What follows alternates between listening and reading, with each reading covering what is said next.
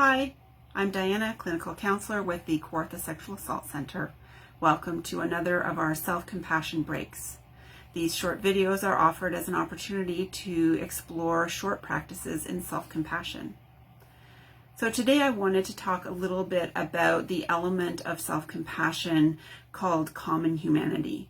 So this is a part of self-compassion practice that draws on this idea that we as human beings on this earth, that there's commonalities to our experience of being human.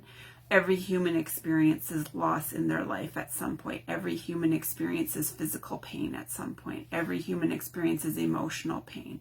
Every human is also able to experience happiness and joy and laughter. So there's all sorts of experiences that we have that we actually share with everybody else on the planet. The one thing that often can happen, though, is that if we've experienced harm or we're struggling with maybe some really difficult emotions, or we're in a difficult situation that we're finding very, very challenging, then sometimes we can forget that we have that common experience and we can feel really disconnected from other people and very isolated in our own experience.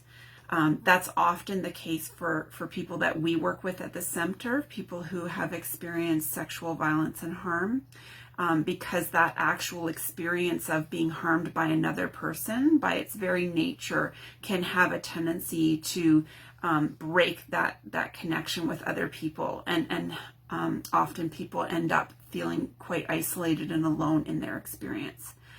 I think there's other things that also contribute to that. Often it's very hard for people to speak up about what's happened to them or to find people that they feel that they can trust to talk to about that.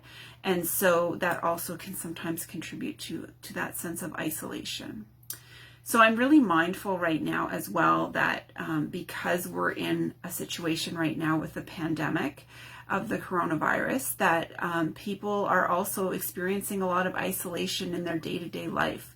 For not everybody, but for many people, it's meant spending a lot more time at home on their own. Maybe they can't see some of the people that they would have normally seen face to face. They don't have as many interactions with people out in the community as they maybe had before. So I felt like this was just a good time to sort of take a moment and reflect on this idea of how am I connected with people. And the practice that I'm wanting to raise up today and offer up is to think about how can I connect with other people that I know have some common experience with mine, right? This is something I see a lot at the center, that one of the things that people really find helpful is when they are able to come to a place where they know that the other people in the space are also people who've experienced some form of harm. Right? When you come to a group at the center, then you know that you have that in common with those other people, and we don't necessarily have to talk about the details of it, but there's so much commonality in the experience of how that affects a person and the sorts of things that people struggle with and the sorts of things that people go through as they go through their process of growth and healing after trauma. So I think right now it's especially important to try to figure out how can I reconnect myself with a community of people that I feel like shares some of a common experience with myself, so that I'm feeling less isolated, right? So for some of you, that might be to reach out to a trusted friend or family member who you know has some understanding of you and your situation. It might be reaching out to somebody who you met through an online program or through a group that you were involved in, and you think, oh, I haven't talked to that person in a long time, or we exchanged phone numbers, but I never called them. Maybe you want to reach out now and just say, hey, how are you doing? Like, just wanted to check in and see how things were.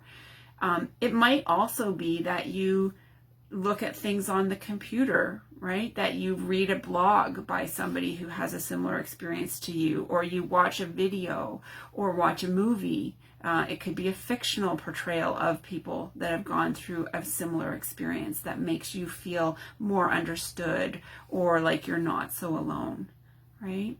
So there's lots of different ways of trying to reach out and sort of embrace this sense of connectedness that we have in our human experience. So that's the idea for you today that I'm offering up as a practice to try.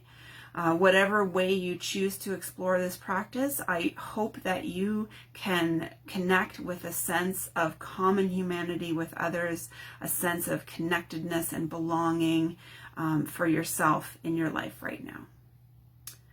So wishing you all the best as you explore this practice today, and I hope to see you again for another self-compassion break soon.